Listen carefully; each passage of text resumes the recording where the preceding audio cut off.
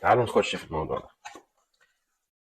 دي حاجة أنا لسه طالبها من على أمازون، وقلت أفرجكم عليها.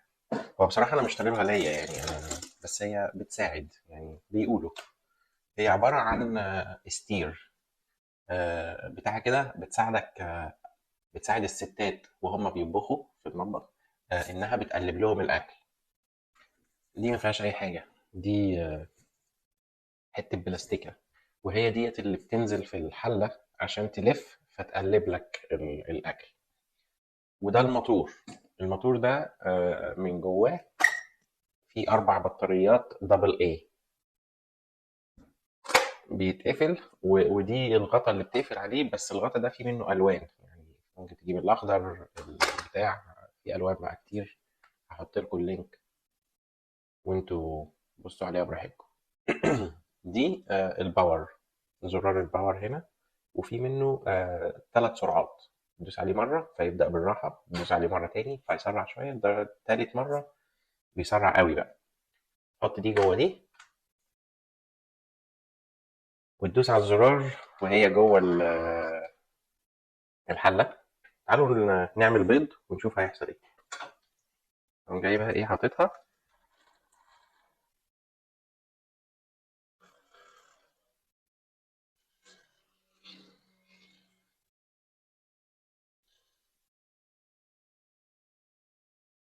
انا مشغلها على السرعة العالية، بس هي واضح ان البيض لا مش شغال معاها، ما بتقلبش بيض يا جماعة. آه انا دلوقتي هعمل صوص بتاع المكرونة البشاميل. هحط دي وهبدأ اشغلها، وهنبدأ بقى ان احنا ايه، ننزل اللبن. والمفروض ان دي يعني من اكتر الحاجات كريتيكال، ان انت لازم تفضل تقلب فيها، وهنقلب بسرعة كمان، ونديها الدرجة الثالثة كمان. ومن الواضح ان هي ما بتقلبش قوي، لا دي ما بتقلبش خالص.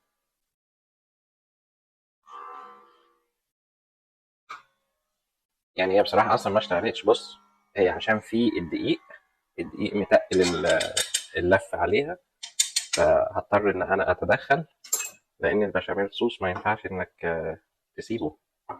فهي البتاعة دي بصراحة لا فشلت. آه، الريفيو بتاعي لا، مش حلو، ما انصحش بيها. ريفيو مش ظريف.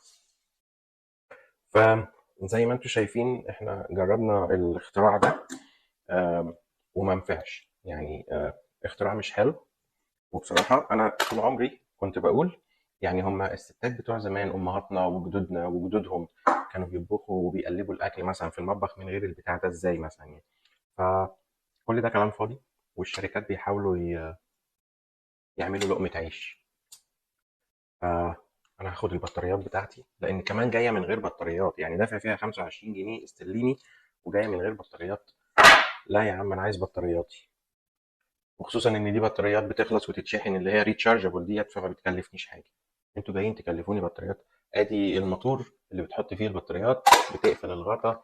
هي البتاعة ما بتقلبش أي حاجة. يعني أنت لو بتقلب صوص بس، اللي هو زي صلصة أي صلصة مكرونة، ولا صلصة كشري، ولا أي حاجة.